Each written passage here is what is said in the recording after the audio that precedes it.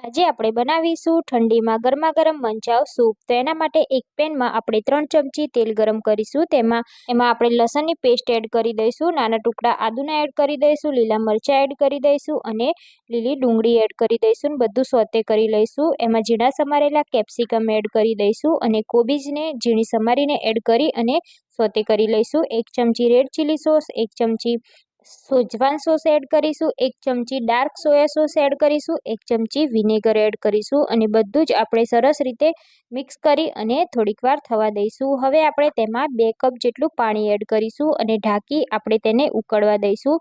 પાણી ઉકળે પછી તેમાં 2 ચમચી કોર્નફ્લોરની સ્લરી આ રીતે તૈયાર કરીશું અને આપણે આ સ્લરી એડ કરી અને સૂપને હલાવતા જઈશું અને સ્લરી એડ કરી દઈશું. ફરી ઢાંકી આપણે 5 મિનિટ જેવું ઉકાળી લઈશું.